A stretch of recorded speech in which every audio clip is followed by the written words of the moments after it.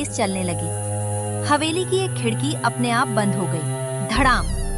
कभी चीख पड़ा, वो आ रहा है।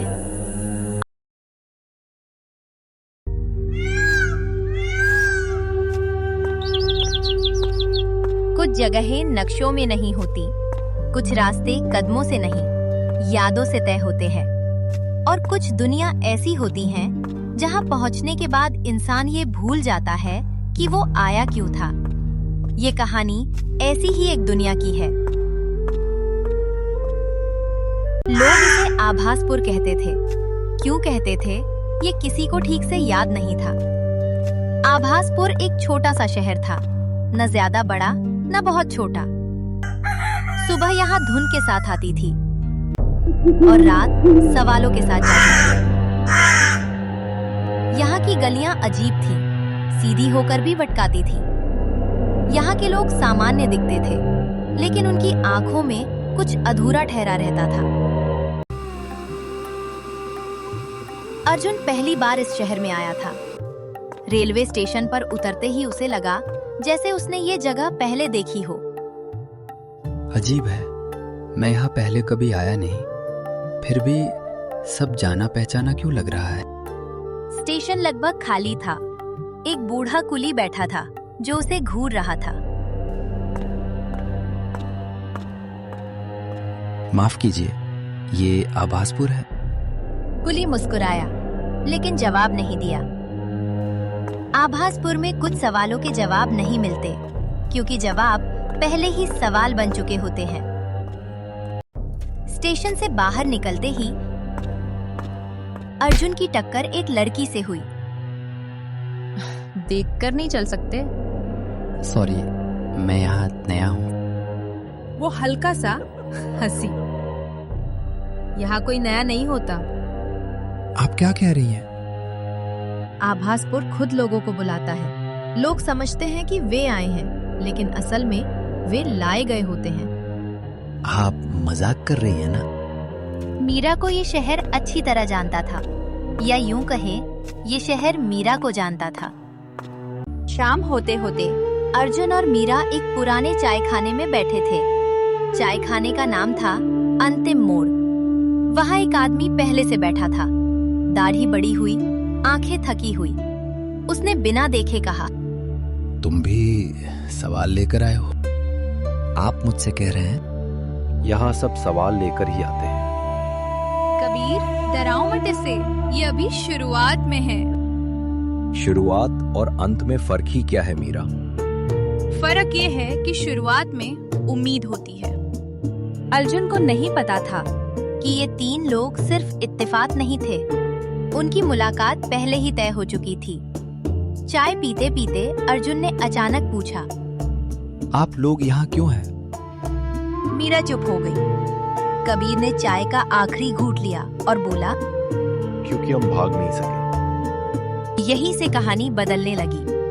आभासपुर ने अपने पहले पन्ने पलट दिए थे, लेकिन असली रहस्य अभी सामने नहीं आया था, क्योंकि ये शहर सच एक साथ नहीं बताता। उस रात अर्जुन ने सपना देखा। वो उसी स्टेशन पर खड़ा है, लेकिन इस बार स्टेशन पर लिखा था वापसी संभव नहीं। और यही वो पल था जब अर्जुन समझ गया, ये कोई साधारण शहर नहीं, बल्कि एक रहस्यमयी दुनिया है। कुछ रहस्य ऐसे नहीं होते जो छुपाए जाते हैं, कुछ ऐसे होते हैं जिन्हें लोग देख ही नहीं पाते। आभासपुर भी वैसा ही था। रात के 12 बज रहे थे। शहर में कोई आवाज नहीं थी, न कुत्ते न पंछी, यहाँ तक कि हवा भी थमी हुई थी। अर्जुन अपने छोटे से कमरे में बैठा। सामने वही सड़क जो दिन में भरी रहती थी, अब बिल्कुल खाली। उसे अजीब लगा। इतना सन्नाटा क्यों? उसने खुद से पूछा। तभी दरवाजे पर हल्की दस्तक हुई। मीरा बाहर खड़ी थी।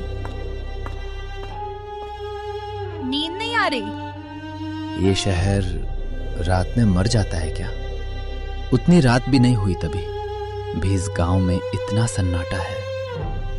मीरा की आंखें कुछ पल के लिए झुक गईं। ये सोता नहीं, याद करता है। या शहर, याद? किसे? आखिर तुम कहना क्या चाहती हो? खोए हुए लोगों को। कौन लोग? आखिर तुम कहना क्या चाहती हो? मीरा धीरे से बोली, हम आभासपुर में लोग रहते नहीं थे, वे अटके हुए थे।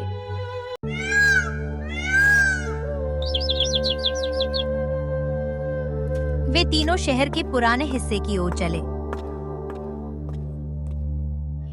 एक टूटी हुई घड़ी लगी थी वहां, जिसकी सुइयां हिलती नहीं थीं। यही आभासपुर का दिल है। एक खराब घड़ी? ये कैसे दिल हो सकती है? नहीं, ये समय की कब्र है। यहाँ समय आगे नहीं बढ़ता, ये बस घूमता रहता है।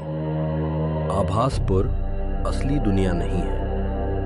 तो फिर ये क्या है? आप लोग कहना क्या चाहते हैं? ये एक बीच की जगह है, जहां वे लोग आते हैं जो अपने अतीत से भाग रहे होते हैं, जो कुछ ऐसा खो चुके होते हैं जिसे वे माफ नहीं कर पाए।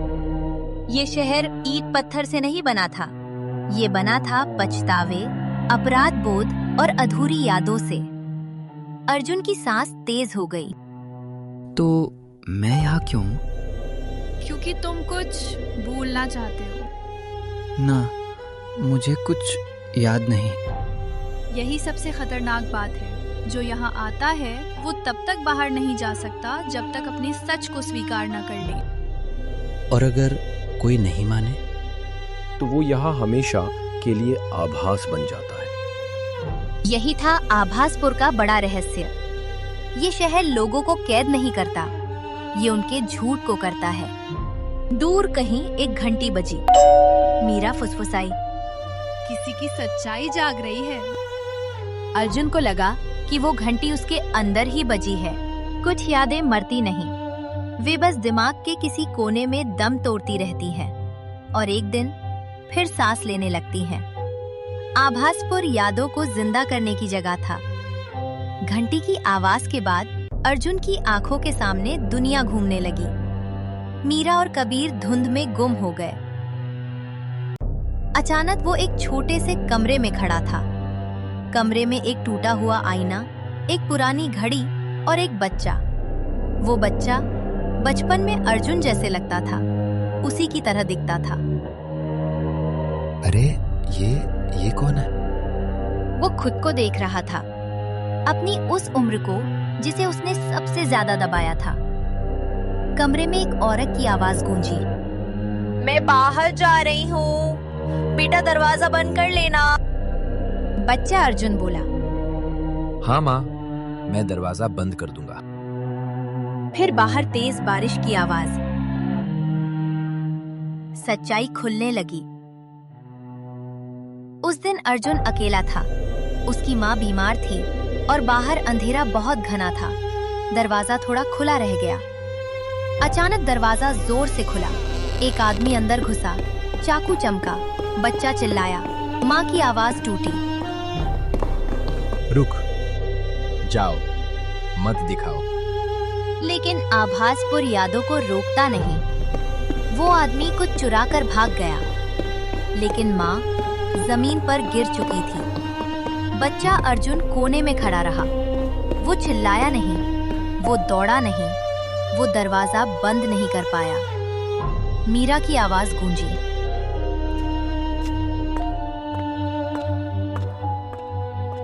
तुम्हारी माँ मरी नहीं थी अर्जुन, तुम्हारी चुप्पी ने उसे मारा। अर्जुन घुटनों पर गिर पड़ा। मैं डर गया था, मैं बच्चा था। लेकिन तुमने खुद को माफ नहीं किया। अर्जुन अपनी माँ की मौत का गवाह नहीं, खुद को दोषी मानता रहा। इसी अपराध बोध ने उसे आभासपुर तक खींच लाया। उसमें अर्जुन का चेहरा था, लेकिन आंखों में अब आंसू थे। और आंसू इस शहर में सच्चाई की पहली निशानी होते हैं। कुछ लोग अपने गुनाहों से भागते हैं, कुछ अपने गुनाहों को ओर लेते हैं। मीरा दूसरी तरह की इंसान थी। अर्जुन अब भी रो रहा था जब मीरा ने अपनी वो पुरानी किताब खोली।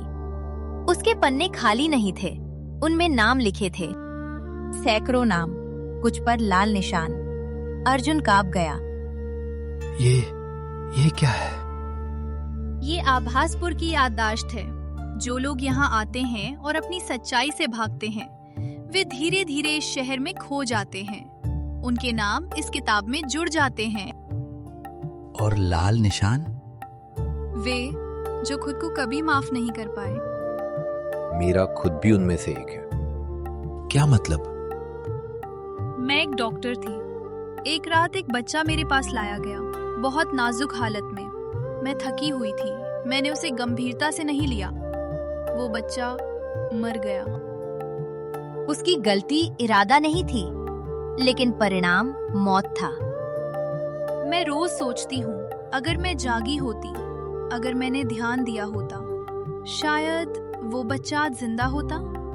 ये किताब उन सब की आत्माओं को यहाँ बांध कर रखती है और मैं इसकी रखवाली करती हूँ। तो तुम भी कैद हो? हाँ, अपने अपराध में। मीरा ना तो जेलर थी न कैदी, वो दोनों थी। मीरा ने किताब बंद की। अगर ये किताब नष्ट हो जाए तो लोग आजाद हो सकते हैं, कबीर ने फुसफुसाया। या सब हमेशा के लिए खो सकते हैं।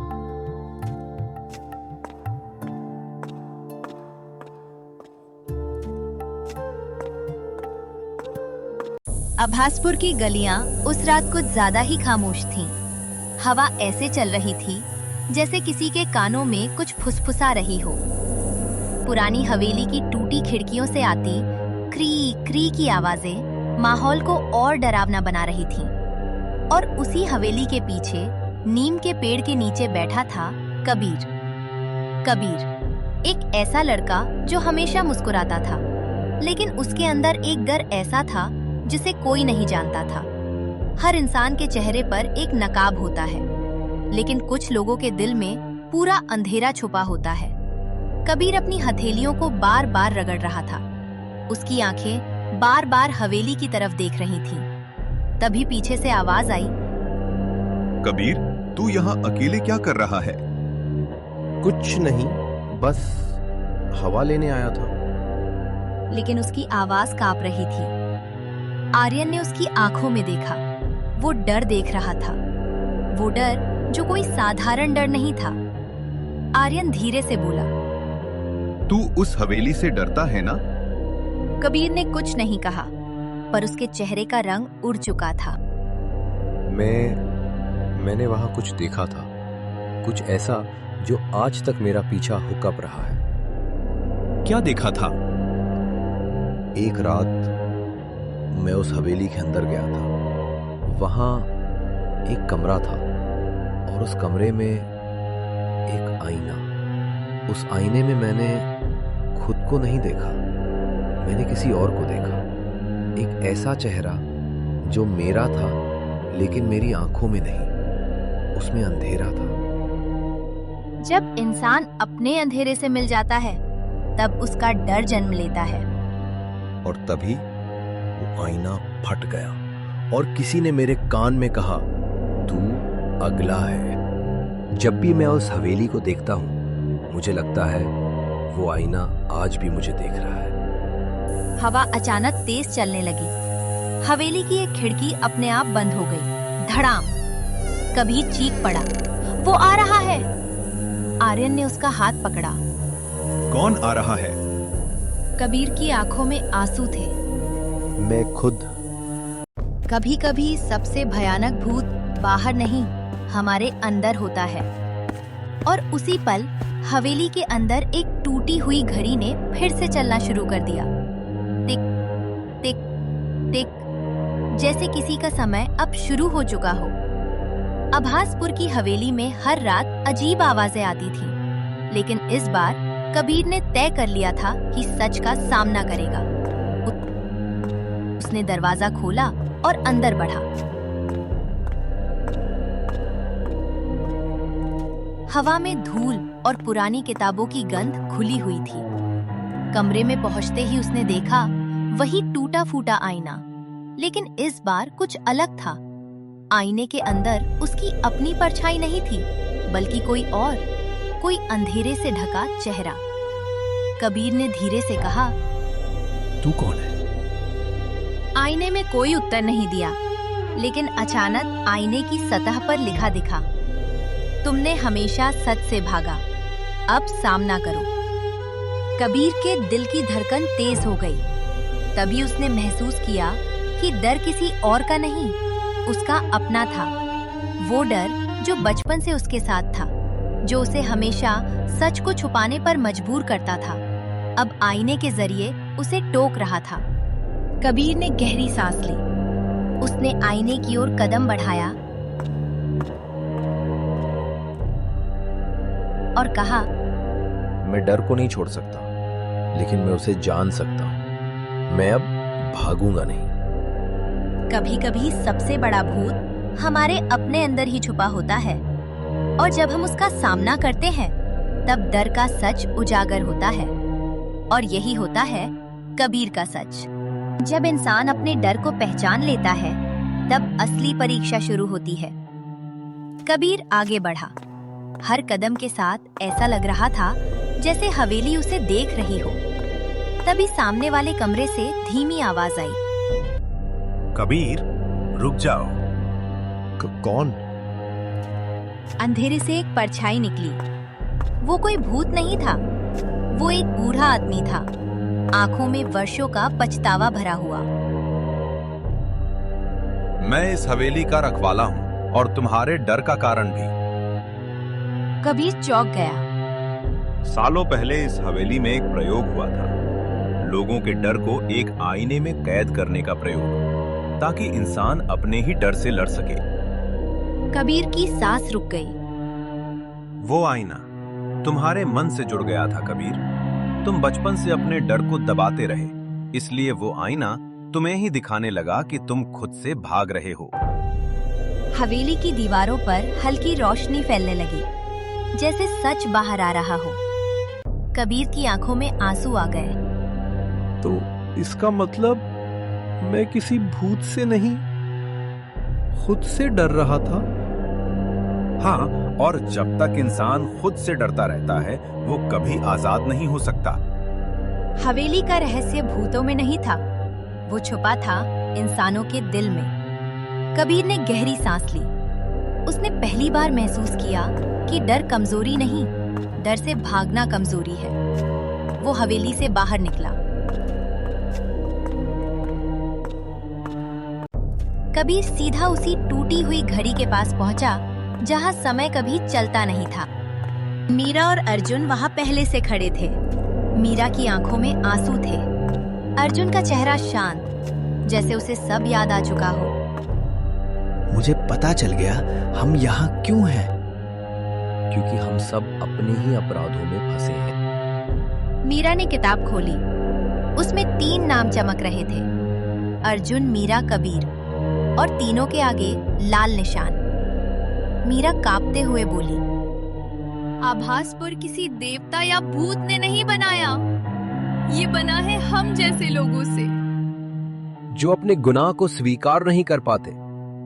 ये शहर हमारी सामूहिक जेल है। जो अपना सच मान ले और खुद को माफ कर दे वो आजाद हो सकता है, लेकिन जो नहीं माने वो किताब का नाम बन जाता है। मैं मानता हूँ, मैं डरपोक था, मैंने सच से भागा। मैं मानती हूँ, मैंने एक जान खो दी, भले इरादा नहीं था। और मैंने अपनी माँ को मरते देखा और चुप रहा। जब इंसान खुद को माफ करता है तब दुनिया उसे छोड़ देती है। अगर मेरी वीडियो आपको अच्छी लगी हो तो लाइक एंड सब्सक्राइब जरूर करें और ऐसी वीडियो देखने के लिए जुड़े रहें।